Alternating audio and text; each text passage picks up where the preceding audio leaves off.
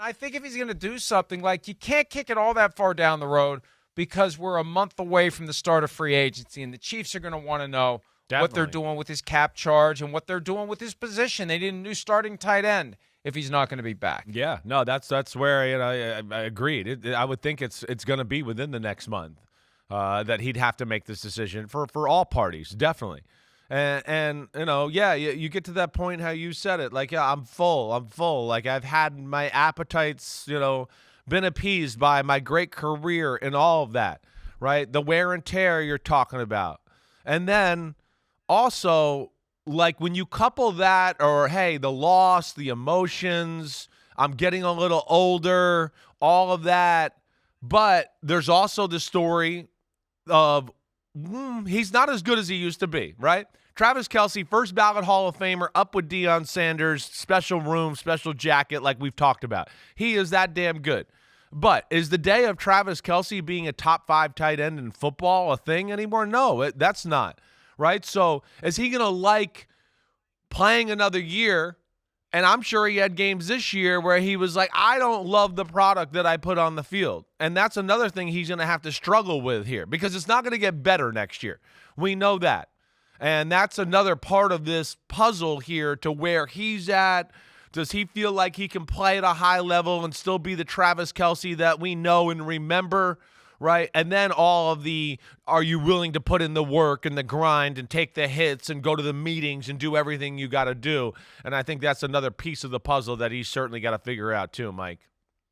Let's hear a little bit more from him on taking his time to make a decision on whether he's going to continue to play. Here he is from the New Heights podcast.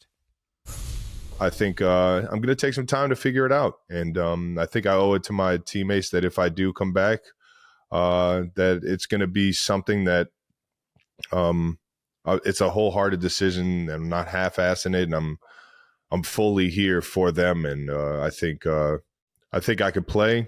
It's just whether or not I'm motivated or it's the best decision for me as a man, as a human, as a person to take on all that responsibility. I'm even more convinced. I hear you, Mike. I'm with you too. He's done. Yeah, I'm with you. And when he said he wants to be sure he's not half-assing it, I think he's acknowledging what a lot of people have seen. There was one moment from the Super Bowl. I know, right? Where for an extended period of time, he was just standing there while his good friend and teammate and quarterback Patrick Mahomes is trying to make something happen down 27-0. Watch 87 at the 46-yard line. Watch him. There's a guy right there.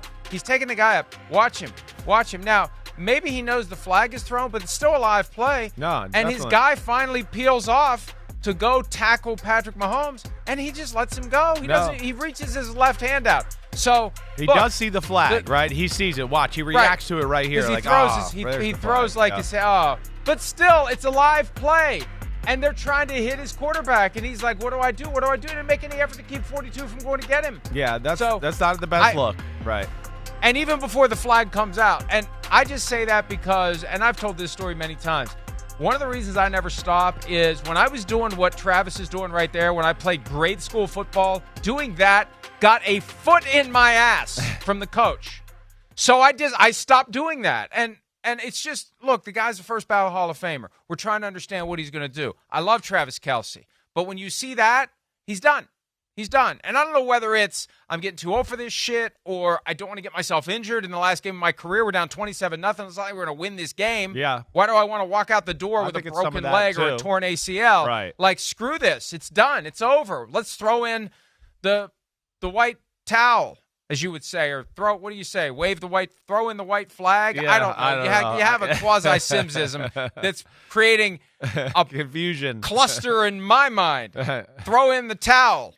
Wave the white flag, whatever it may be.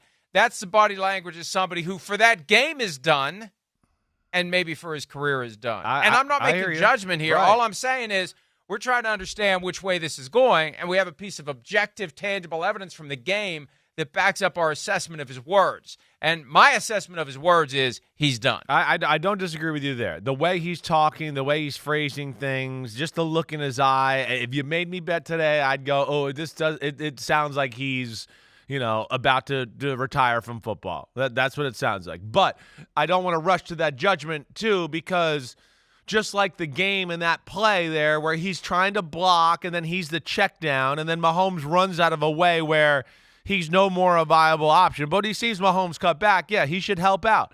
But where I don't want to make too quick of a judgment is it just the exhaustion of the moment? Just like in the game, like, it's 27-0. Here comes a flag.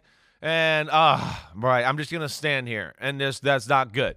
And then the same with the podcast yesterday. Is it that too? Is it just exhaustion from the last 3 years and everything he's been through?